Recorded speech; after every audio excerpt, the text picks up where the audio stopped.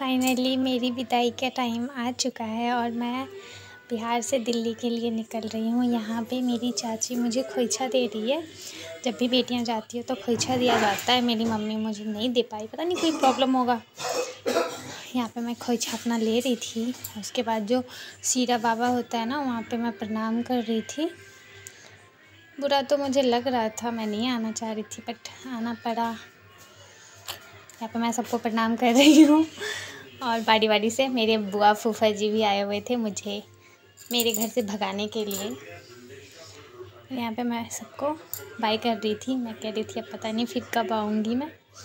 तो मेरे mummy papa जो भी मतलब मेरे घर में थे, वहाँ पे हमारी फैमिली जॉइंट है मेरे मायके में, तो बहुत बड़ी फैमिली है। यहाँ पे दादाजी मुझे कुछ कह रहे थे संभल के जाना, पहुँच के फ़ोन करना। फिर मैं निकल चुकी थी। यहाँ पे मेरे घर पे छोटी सी एक मंदिर है हनुमान जी की, वहाँ पे मैं प्रणाम कर रही थी। फिर आसपास की चाची वगैरह जो है पड़ोस की, वो सब भी आ गई थी, तो मैं उन सब से भी मिल के उन सबको बाय करती थी। उसके बाद फिर यहाँ पे मम्मी मुझे चीनी पानी पिला रही थी। फिर मुझे रोना आ रहा था बट मैं आंसू निकलने नहीं दे रही थी ताकि सबको अजीब ना लगे। और यहाँ पे सब लोग मुझे बाय करने के लिए रेडी थे कि चलो भागो अब यहाँ से, बहुत रैली। और डुगू स्टेशन पे मस्ती कर रहा था। लाडो भी अपना ये अब चलना शुरू कर दिए तो मस्ती कर रही थी। दोनों भाई बहन एंजॉय कर रहे थे। हमारी ट्रेन काफ़ी लेट थी, पता नहीं क्यों। मतलब ऐसे तो राजधानी लेट नहीं होती, लेकिन इस बार लेट थी। 4-5 दिन से लेट ही आ रही है। कहीं पे ना कोई लाइन वगैरह बन रहा है। मैं ट्रेन में आ गई थी, मुझे बहुत बुरा लग रहा था, मैं बहुत अपसेट थी। तो डुग्गू मेरा वीडियो शूट कर रहा था।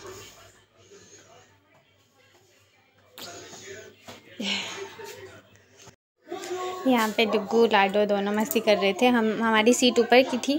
फिर मॉर्निंग में हम लोग नीचे आ गए थे, यहाँ बैठे हुए थे।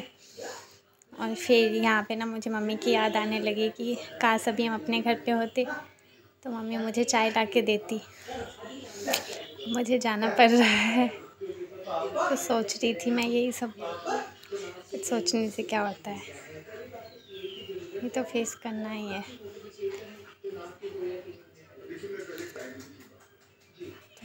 पता नहीं 10 दिन रुकी थी मैं मम्मी के घर, बट मुझे बहुत अच्छा लगता है वहाँ पे। तो पूरी बचपन वहाँ पे बीती है ना, तो ऐसा लगता है कि हाय पूरी लाइफ वहाँ रहती। और यहाँ पे घर आके मैं आराम कर रही थी। फिर पतिदेव का कॉल आया कि मैं आ रहा हूँ, तो मैं बोली चाउमीन लेते आइएगा। मैं यहाँ पे खा रही थी।